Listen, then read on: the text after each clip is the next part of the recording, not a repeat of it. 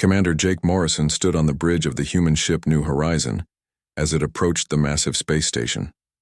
The station was bigger than any city on Earth, floating in space around a planet called Nexus Prime.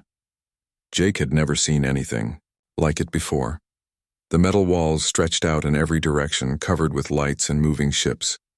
"We're getting close, Commander," said the pilot. Jake nodded and looked out at the other ships around them. Most belonged to alien races he had only heard about in reports. Their ships were sleek and powerful, making the New Horizon look like a toy in comparison. Jake walked to the communications room where Ambassador Lisa Carter was preparing for the meeting. Lisa was a smart woman in her 50s who had spent years trying to keep peace between humans and the rest of the galaxy. She looked worried as she read through her notes. "How bad is it going to be?" Jake asked her. Lisa looked up and sighed. "Pretty bad. The Galactic Council has been getting pressure from the Vrex Empire. They want us gone from all the planets we've settled outside our solar system." Jake knew about the Vrex. They were tall, reptile-like creatures who controlled a large part of the galaxy. They had been around for thousands of years and thought humans were just annoying newcomers who didn't belong in space. "What if we refuse?" Jake asked. "Then they'll destroy every human colony and probably attack Earth too," Lisa said quietly. New Horizon docked at the station, and Jake watched as alien security guards came aboard. They were different species. Some looked like insects, others like walking plants, and a few that seemed to be made of living rock. All of them carried weapons and looked at the humans with unfriendly eyes. Captain Ben Hughes commanded the escort, Ship Liberty, which was much smaller than the New Horizon. Ben had fought in several small battles against space pirates, but he had never faced anything like the Vrex war fleet that was waiting for them. Through his ship's windows, he could see dozens of Vrex battlecruisers surrounding the station. Each one was 3 times bigger than any human warship. "They're trying to scare us," Ben told his crew. "Don't let them see that it's working." Inside the council chamber, Lisa Carter sat at a small table facing hundreds of alien representatives. The room was huge, with seats rising up like a stadium. At the center sat the council leader, a floating jellyfish-like creature that spoke through a translator machine. "The human delegation will hear the final decision of the Galactic Council," the translator announced. A massive Vrex admiral named Zenthakar stood up. He was 12 feet tall with dark green scales and yellow eyes that seemed to glow in the dim light. When he spoke, his voice was like rocks grinding together. "Humans have spread across space like a disease," Zenthakar said. "You build colonies on worlds that belong to superior races. You trade with species that should be under Vrex control. This ends now." The Admiral activated a holographic display showing human colonies scattered across dozens of star systems. Red marks appeared over each one. "You have 72 hours to abandon all settlements outside the Sol system. Your people will return to Earth and accept protection under the Vrex Empire. You will pay tribute and follow our laws. This is generous. We could simply destroy you all." Lisa stood up slowly. She was tiny compared to the alien representatives around her, but her voice was steady. "And if we refuse?" Zenthakar's mouth opened, showing rows of sharp teeth in what might have been a smile. "Then every human colony burns. Every human ship is destroyed. Earth itself will be reduced to ash. We have 1,000 warships ready to carry out this sentence."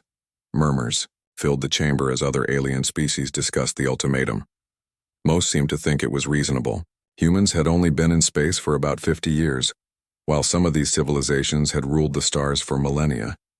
To them, humans were like children playing with dangerous toys.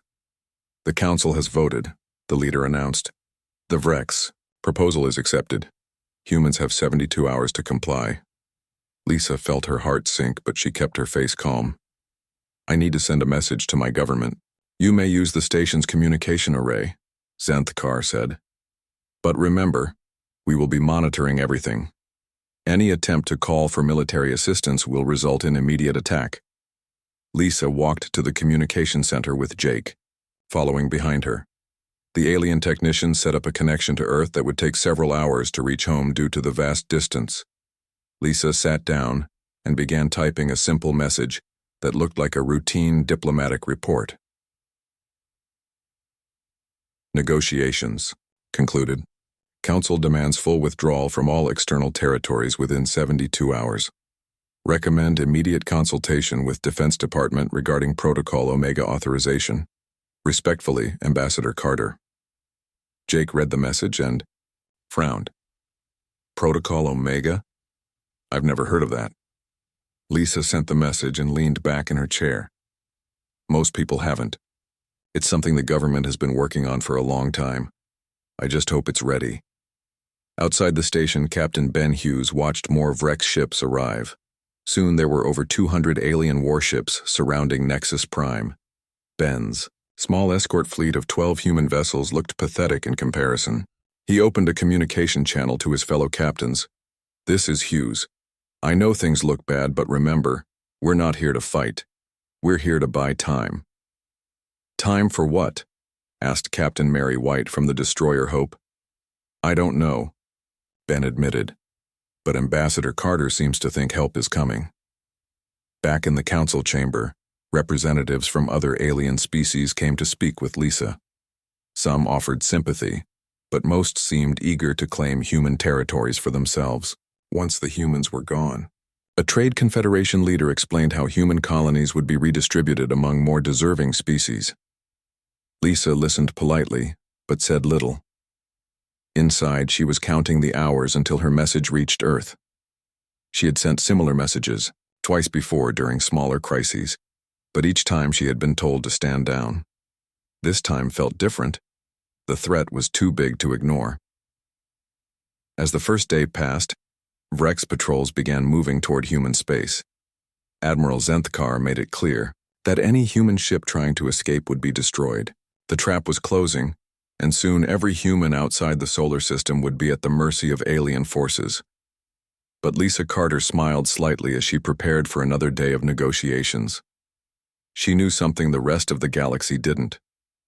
Humanity had been preparing for this moment longer than anyone realized, and their true strength was about to be revealed.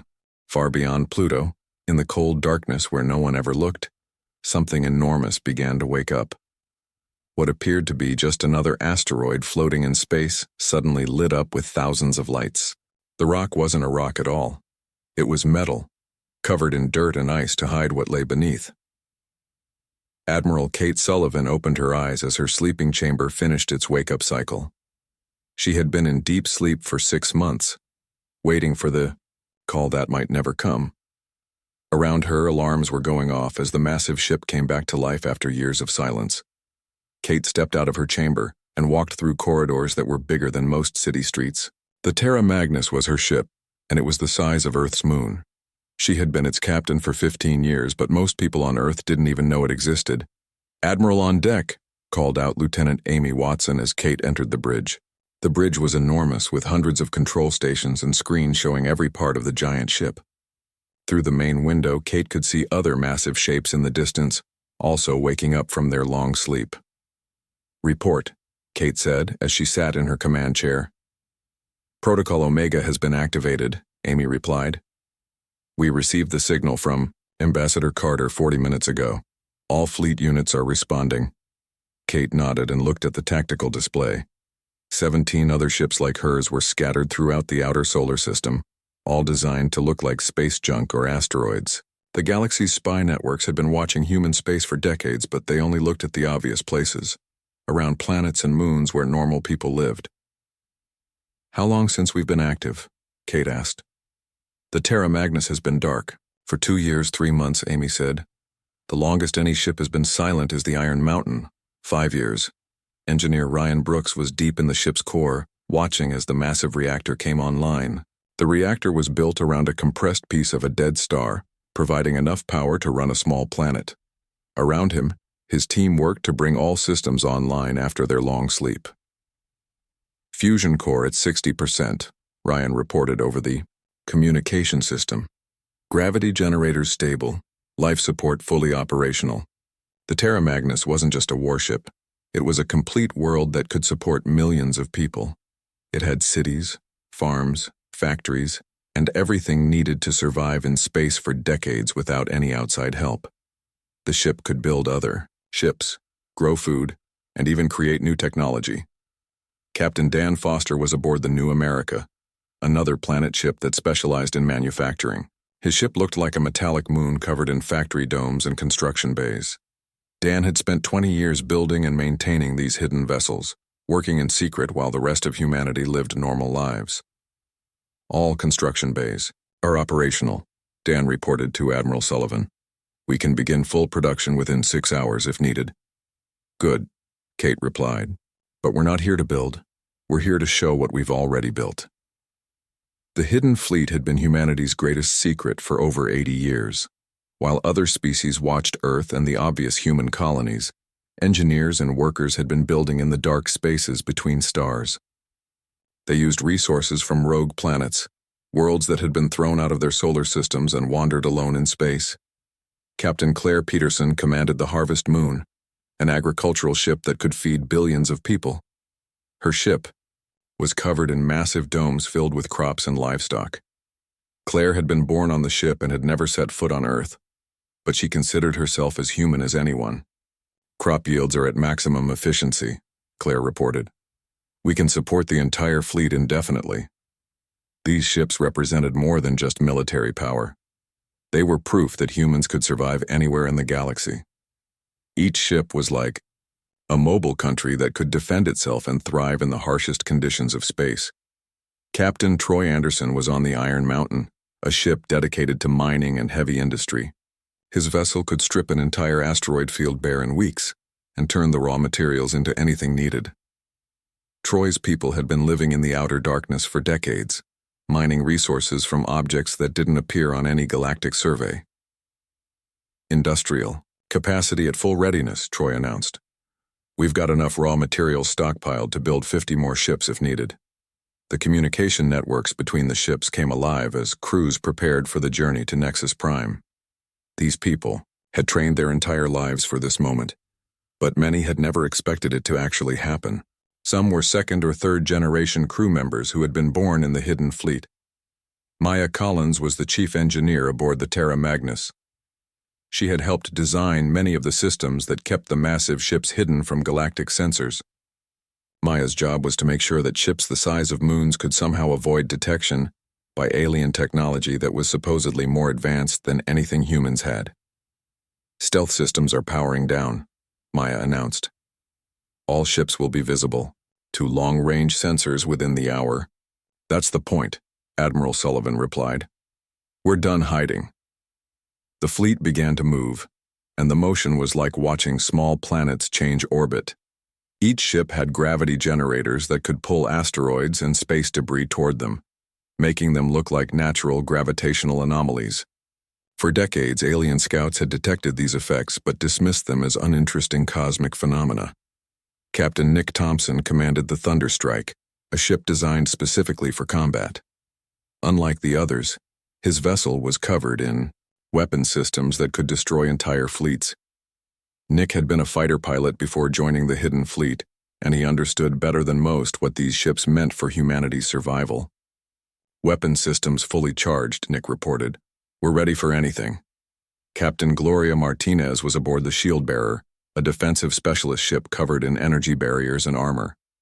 Her job was to protect the other ships if they came under attack.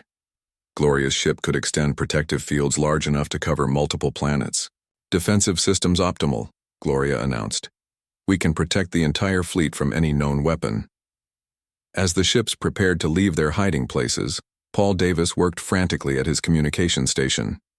Paul's job was to monitor alien transmissions and make sure the fleet's movements weren't detected too early. He had been listening to galactic chatter for years, learning the languages and codes of dozens of different species. Admiral, I'm picking up some unusual activity from the Vrex fleet at Nexus Prime, Paul reported. They're detecting gravitational anomalies in our direction, but they seem to think it's just cosmic background noise. Perfect, Kate said. Let them think that for a few more hours. The Hidden Fleet had been built using technology that was officially beyond human capabilities. While the galaxy saw humans as a primitive species with basic ships and weapons, the truth was very different.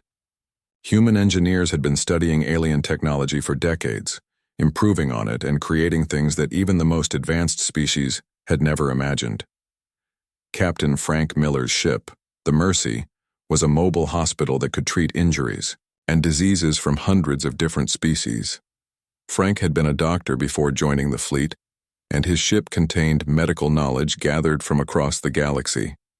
Captain Helen Price commanded the Discovery, a research vessel that had been collecting scientific data in the dark spaces for decades. Helen's ship had made discoveries about space and physics that would revolutionize galactic science, but those secrets had been kept hidden until now. As the fleet began its journey toward Nexus Prime, each captain knew they were about to change everything. The galaxy had always seen humans as weak newcomers who didn't belong among the stars. In a few days, that would change forever. The Galactic Council chamber was buzzing with conversation as alien representatives discussed how to divide up human territories. Most seemed excited about claiming the better human colonies for themselves. The Vrex delegation sat proudly at their table, already making plans for their expanded empire. Ambassador Lisa Carter sat quietly at the human table, checking her watch. 70 hours had passed since the ultimatum began. She had 2 hours left before the deadline, but she wasn't worried anymore. Her calm behavior was starting to make some of the other delegates nervous. "The human seems very relaxed for someone, about to lose everything," whispered an insect-like delegate to his neighbor. Admiral Zenthkar was growing impatient. He had expected the humans to beg for mercy or try to negotiate, but Ambassador Carter just sat there reading reports as if nothing was happening. It was insulting to his authority. "Human," Zenthkar growled, standing up to his full 12-foot height. "Your time is almost finished. Have your people begun evacuating the colonies?" Lisa looked up from her tablet and smiled slightly. "We're still considering our options, Admiral." "There are no options," Zenthkar roared. "You will submit, or be destroyed." Before Lisa could answer, every alarm in the station began going off at once. Emergency lights flashed as the station's artificial intelligence announced a crisis in dozens of different languages. Warning: massive gravitational anomalies detected approaching the system. All ships prepare for possible tidal effects. The main viewing screen activated, showing the space around Nexus Prime. At first, nothing seemed different. Then someone pointed at a small dot of light in the distance that was growing bigger very quickly. "What is that?" asked the council leader. The dot continued to grow until it became clear that something enormous was approaching. The object was bigger than any ship anyone had ever seen. It was the size of a small moon, covered in lights and moving at incredible speed. Captain Ben Hughes was aboard the Liberty when his sensors went crazy. "What the hell is that thing?" he muttered, staring at his screens. The object was so big that his ship's computer couldn't calculate its mass properly. The Terra Magnus dropped out of hyperspace with a flash of light that lit up the entire system. Admiral Kate Sullivan stood on her bridge watching as her ship's presence caused panic throughout the Nexus system. "This is Admiral Kate Sullivan of the Human Defense Fleet," she broadcast on all frequencies. "We are here to collect our diplomatic team." The Galactic Council chamber erupted in chaos. Delegates from dozens of species began shouting in their own languages, demanding to know what was happening. Admiral Zenthkar stared at the main screen in disbelief as the massive human vessel took position near the station. "Impossible," he whispered. "How did they hide something that big?" But the Terra Magnus was just the beginning. One by one, 17 more enormous ships dropped out of hyperspace around Nexus Prime. Each one was the size of a planet or moon, bristling with technology that made the most advanced alien ships look primitive.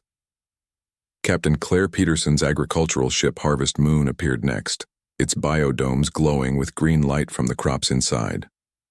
Captain Troy Anderson's industrial Fortress Iron Mountain followed, its massive construction bays and factories clearly visible on its surface. 18 planet-sized ships, stammered a Trade Confederation delegate. Where did they come from?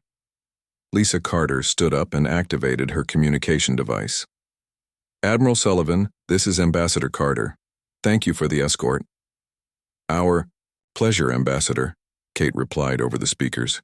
"We've been looking forward to meeting your new friends." Admiral Zenthkar's confidence was cracking. His fleet of 200 warships suddenly looked tiny compared to the human vessels surrounding them. Each human ship was bigger than his entire fleet combined. Captain Dan Foster's manufacturing ship New America moved into position, its construction bays opening to reveal partially built spacecraft inside. Captain Nick Thompson's weapons platform, Thunderstrike, powered up its defensive systems, causing energy readings that made alien sensors scream warnings. How? Zenthkar demanded, turning to face Lisa. Our intelligence networks monitor all human space. We would have detected construction of ships this size. Engineer Maya Collins' voice came over the communication system from the Terra Magnus. You monitored the obvious places, Admiral. You watched our planets and moons and asteroid belts. But you never looked in the dark spaces between stars. Maya activated a holographic display that showed the outer solar system. Red dots appeared in empty space, marking locations where the hidden fleet had been built over the past 80 years. We've been building in the void, Maya continued, using resources from rogue planets and asteroids that never appear on galactic surveys. While you watched our front door, we were working in the basement. The alien delegates were struggling to understand what they were seeing. These weren't just big ships. They were mobile worlds that could sustain themselves indefinitely. Each ship represented industrial and agricultural capacity that rivaled entire star systems. Captain Gloria Martinez activated the shield-bearer's defensive systems, projecting energy barriers that surrounded the entire human fleet. The barriers were strong enough to stop planet-killing weapons and made it clear that these ships could defend themselves against any threat. Captain Frank Miller's medical ship Mercy sent out healing broadcasts, offering medical assistance to any injured personnel in the system. Captain Helen Price's research vessel Discovery began scanning the alien ships, gathering data about their technology and capabilities. Each ship is a complete civilization, Maya explained to the stunned council. We can manufacture anything we need, grow our own food, defend ourselves, conduct research, and provide medical care. We don't need colonies or supply lines or support from anyone. Paul Davis intercepted frantic communications as alien governments throughout the galaxy learned about the human fleet. Emergency sessions were being called on dozens of worlds as leaders tried to understand what this meant for galactic politics. The Kythera Trade Confederation is recalculating all economic models, Paul reported to Admiral Sullivan. The Zoran Republic is mobilizing their entire military. The Ethereal Union is requesting immediate diplomatic contact. Admiral Zenthkar tried to regain control of the situation. These ships may be large, but numbers matter in war. The Vrex Empire has thousands of vessels across the galaxy. Captain Nick Thompson's voice came over the communication system from Thunderstrike. Would you like a demonstration of our capabilities, Admiral? Before Zenthkar could answer, Lisa Carter stepped forward. That won't be necessary, Captain. Thompson, I think the Admiral understands our position now. The truth was sinking in throughout the chamber. Humanity hadn't just built big ships. They had created mobile nations that could survive and thrive anywhere in the galaxy. The balance of power had shifted in a matter of minutes. The 72-hour deadline has expired, Lisa announced to the Council. We reject the Vrex ultimatum and withdraw recognition of this Council's authority over human affairs. She looked around the chamber at the shocked faces of alien delegates who had expected to be dividing up human territory by now. However, Lisa continued, we're open to renegotiating our relationship with the galactic community on equal terms. We believe there's room in this galaxy for cooperation rather than domination. Admiral Zenthkar's hands were shaking with rage, but he was smart enough to realize that attacking 18 planet-sized ships with his fleet would be suicide. The humans had revealed their secret, and everything had changed. The galaxy would never underestimate humanity again. The Galactic Council chamber remained in chaos as delegates argued about what they had just witnessed. Some claimed the massive human ships were elaborate illusions or holograms. Others insisted that size didn't matter if the ships couldn't fight. Admiral Zenthkar was trying to maintain his authority despite the obvious shock on his face. Impressive displays, Zenthkar said, his voice strained but attempting confidence. But we have seen large ships before. The Titan builders of the Andromeda sector created vessels almost as big before we destroyed their civilization. The council leader, the floating jellyfish creature, activated its translator. The council demands proof that these vessels are functional warships and not merely oversized transports. Ambassador Lisa Carter looked at Admiral Kate Sullivan's image on the communication screen. Kate nodded slightly, understanding what was needed. If the council requires a demonstration, Lisa said calmly, we can provide one, but we'll need a suitable target that won't endanger anyone. The tactical officer aboard the Terra Magnus identified a lifeless moon in the outer edge of the Nexus system. The moon was about the size of Earth's moon but had no atmosphere, no life, and no strategic value to anyone. It was perfect for what Admiral Sullivan had in mind. We'll use that moon, Kate announced, highlighting it on the tactical display. Captain Thompson, prepare for a single-shot demonstration. Captain Nick Thompson was aboard the Thunderstrike, the human fleet's dedicated weapons platform.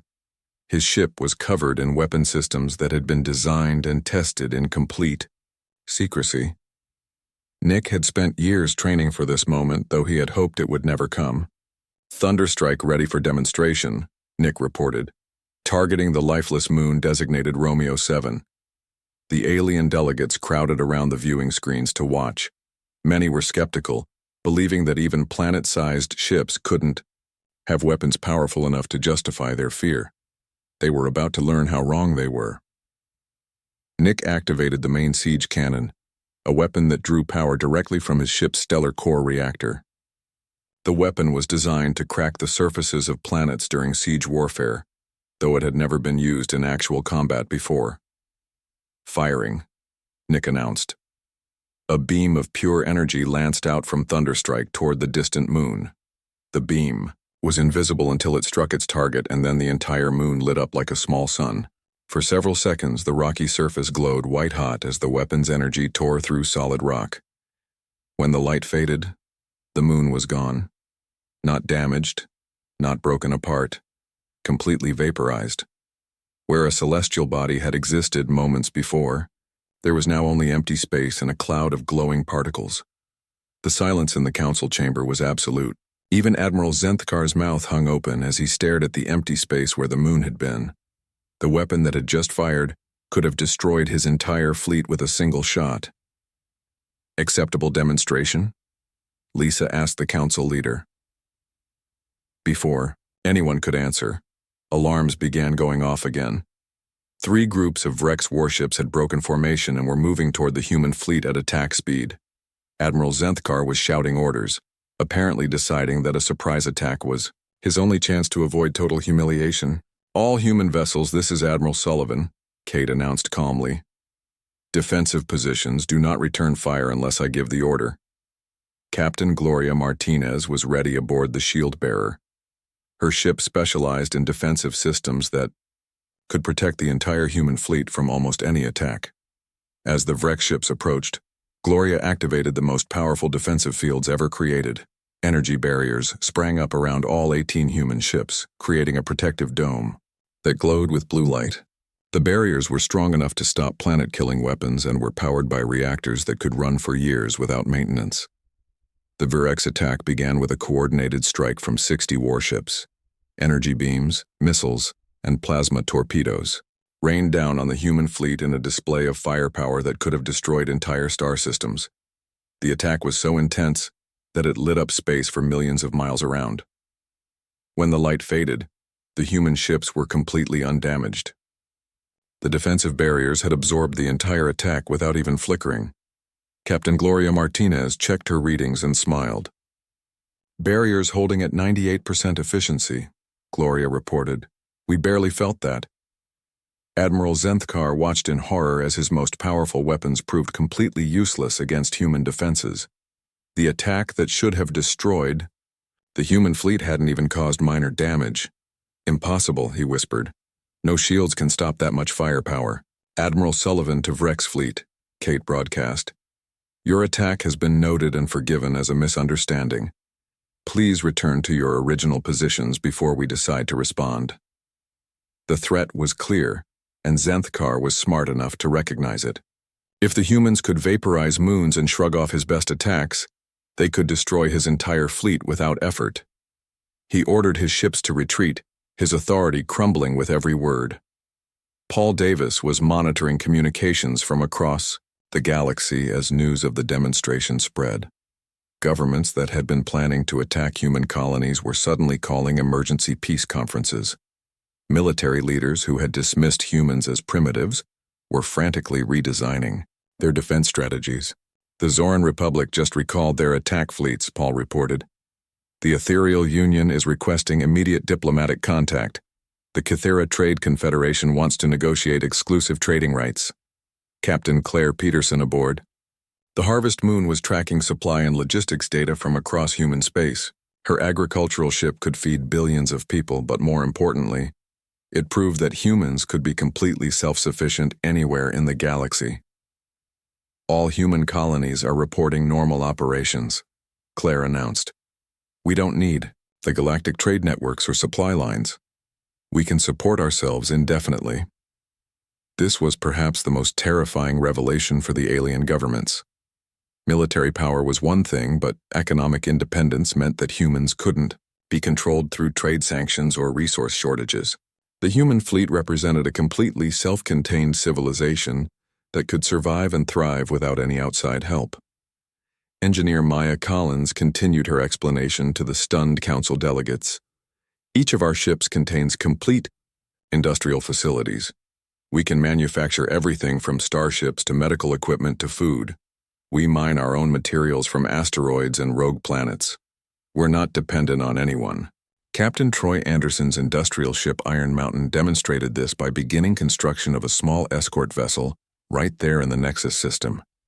The ship's massive factories and construction bays worked at incredible speed, assembling a fully functional warship in just a few hours.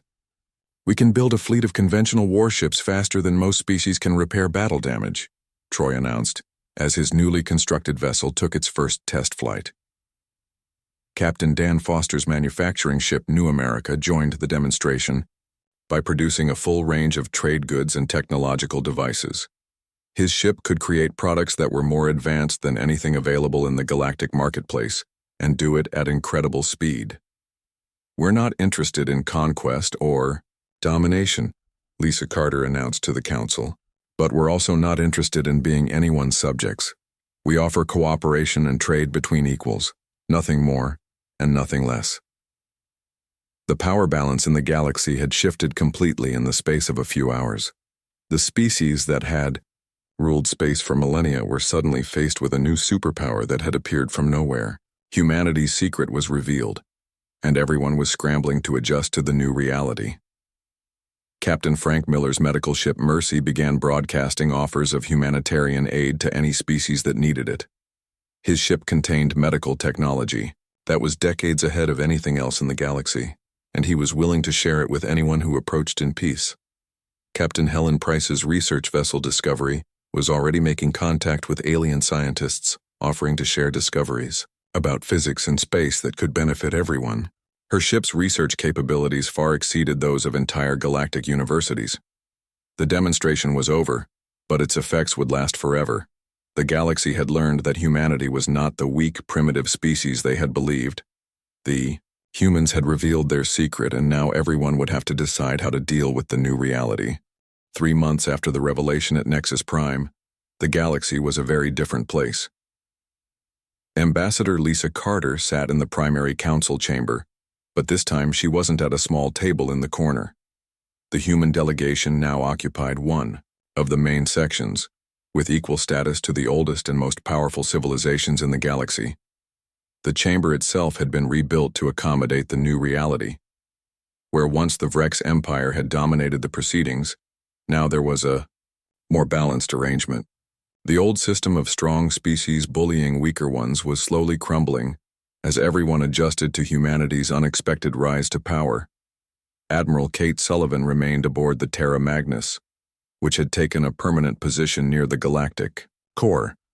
Her massive ship served as humanity's mobile capital, conducting diplomacy and trade negotiations while remaining ready to defend human interests anywhere in the galaxy.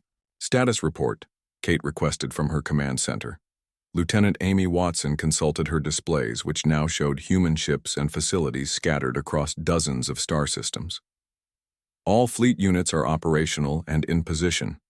The Mercy has established medical stations in 12 systems. The Discovery is conducting joint research projects with 6 different species.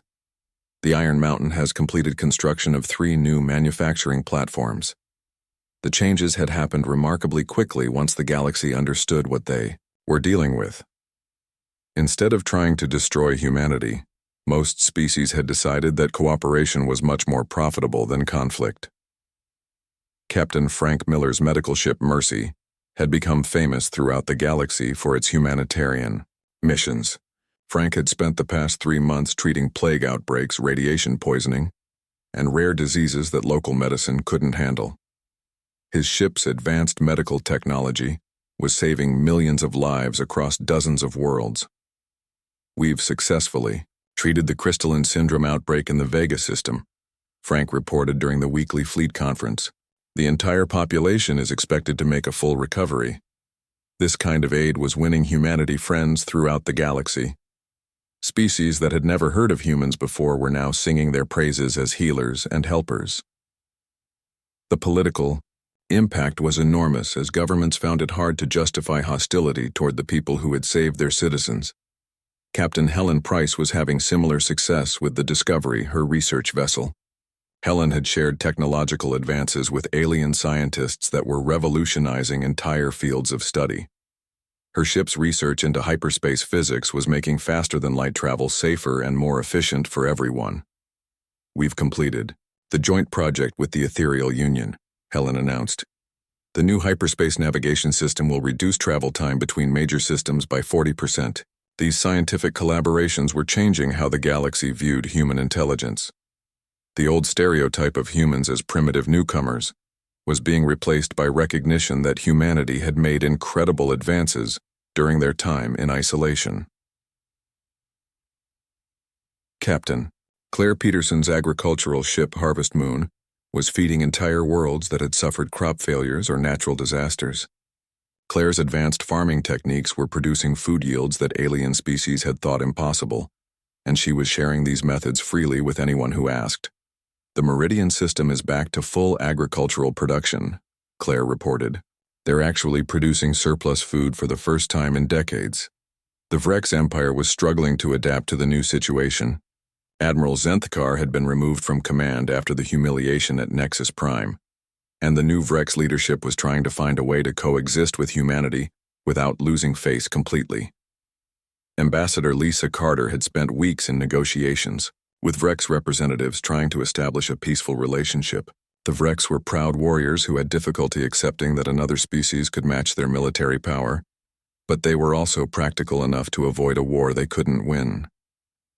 The Vrex have agreed to formal recognition of human territorial claims, Lisa announced during a council session. In exchange, we've offered to provide medical assistance for their colonies affected by the recent plague outbreaks. This was typical of the new diplomatic approach humanity was taking. Instead of demanding submission or tribute, humans offered cooperation and mutual benefit. It was a radical change from the old galactic order, where strong species dominated, weak ones through force. Captain Troy Anderson's industrial ship Iron Mountain was revolutionizing galactic manufacturing. Troy's advanced production techniques could create goods faster and cheaper than traditional methods, and he was willing to share his technology with trading partners. We've established joint manufacturing facilities with the Kythera Trade Confederation, Troy reported. Production efficiency has increased by 300% across their industrial sectors.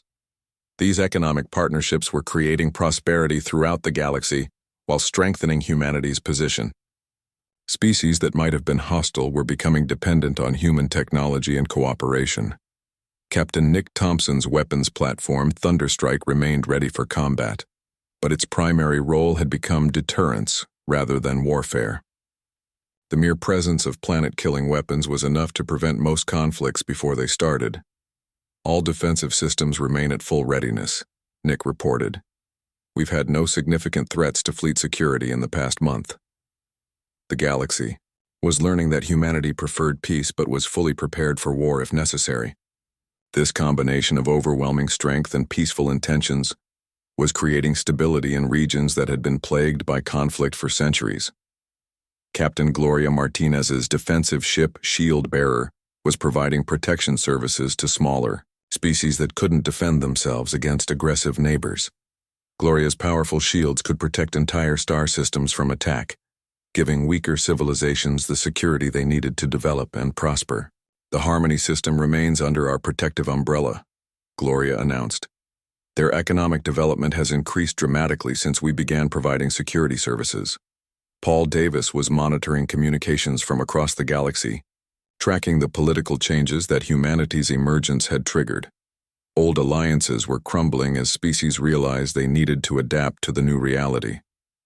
"The Eastern Spiral Coalition has dissolved," Paul reported. Member species are requesting individual diplomatic relationships with humanity instead of group negotiations. This fragmentation of old power structures was creating opportunities for smaller species that had been ignored or oppressed by the traditional galactic powers. Humanity's policy of treating all species equally was encouraging democratic movements throughout the galaxy. Captain Dan Foster's manufacturing ship New America was producing trade goods that were in high demand across the galaxy. Dan's advanced production methods created products that were superior to anything available through traditional sources, and he was willing to trade fairly with any peaceful species. Trade volume has increased by 500% over the past 3 months, Dan announced. "We're establishing permanent trade relationships with over 30 different species." Engineer Maya Collins had become something of a celebrity among alien scientists who were fascinated by human engineering techniques. Maya regularly gave lectures about the construction of planet-sized ships, sharing knowledge that was advancing galactic technology by decades. "The Zerian Institute has requested permission to study our gravity generation systems," Maya reported. They believe the technology could revolutionize space construction throughout the galaxy. As the months passed, it became clear that humanity's impact on the galaxy went far beyond military power. The human approach to science, medicine, agriculture, and manufacturing was creating improvements in quality of life for billions of beings across hundreds of worlds. Captain Steve Walker commanded humanity's newest planet ship, the Pioneer, which was designed for exploration beyond the galactic rim. Steve's mission was to search for new worlds and resources in the unexplored regions of space, continuing humanity's expansion into the unknown. "The Pioneer is ready for our first extragalactic expedition," Steve announced. "We'll be exploring the void between galaxies, looking for rogue worlds and possible signs of other civilizations." This represented humanity's ultimate ambition, not just to be a power within the galaxy, but to expand beyond it into the infinite cosmos. The other species were beginning to understand that humanity's dreams were bigger than anyone had imagined. Ambassador Lisa Carter concluded her latest report to Earth with a sense of satisfaction. "The galaxy has accepted humanity as an equal partner in galactic civilization. Our colonies are secure, our trade relationships are thriving, and our defensive capabilities ensure that no one will threaten us again." She paused and looked out at the stars visible through the council chamber's windows. "We've shown them our ships, but we haven't shown them our dreams. The real adventure is just beginning." The galaxy would never be the same. Humanity had revealed their secret and changed everything, but they were already looking toward even greater challenges and opportunities among the stars. The age of human expansion had truly begun.